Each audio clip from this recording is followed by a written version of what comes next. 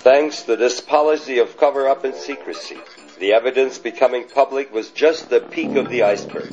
One of the films released from the Blue Book archives was taken on April 15, 1967, from a Coast Guard helicopter at Catalina Island off the coast of California.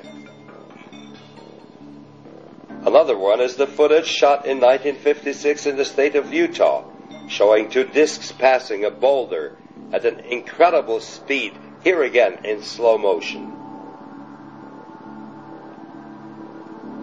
Or this film taken by a civilian employee near Luke Air Force Base in Texas in 1959. A jet tries to intercept the object.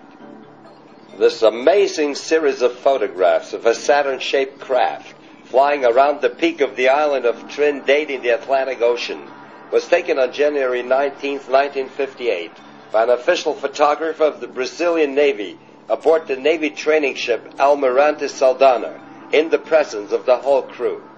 After the official analysis proved the object to be at least 120 feet in diameter, the Brazilian President Juscelino Kubitschek presented the pictures personally at a press conference on February 20th, 1958.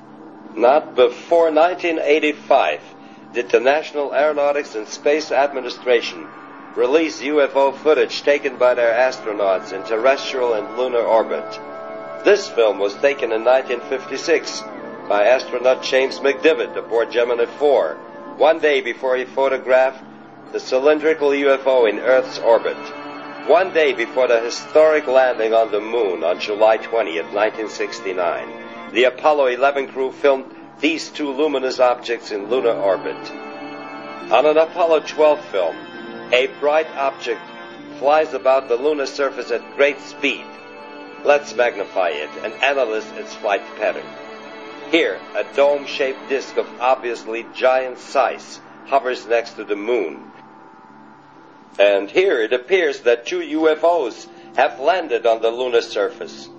When we magnify it, we recognize further details. Do extraterrestrials have bases on the moon? This official British Airways film was taken in the early 70s on one of the Concorde test flights over southern England. Clearly we see a small bell-shaped probe surrounding the supersonic plane, hovering for seconds in front of the engines.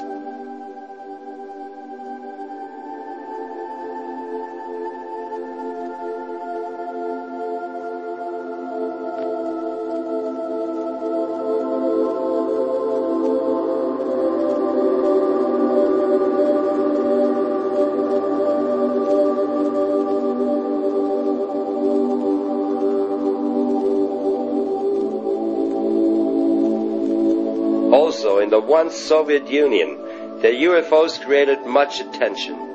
The famous test pilot Colonel Dr. Marina Popovich collects reports of her fellow pilots about UFO sightings. There are many examples. I got hundreds of letters from our pilots. Altogether, I know about 4,000 of such reports. I received one letter from Vyatkin, one of our test pilots, and I met with him. He flew one of our MiG-19 jet interceptors when he had a strange encounter. He had just reached an altitude of 15,000 feet when he had the impression that his aircraft collided with something and started to spin. The MiG-19 is a very strong aircraft. The pilot went further down and tried to win altitude, but again he was pressured down. He tried it a third time when he saw a beam, a silverish beam, coming from a large object, and he realized it was a UFO. He turned around, flying a circle, and went in for landing. He was very emotional after that. We can just assume how much UFO evidence is being held back from the public. But we get quite a good impression when we study the latest events on the Caribbean island of Puerto Rico.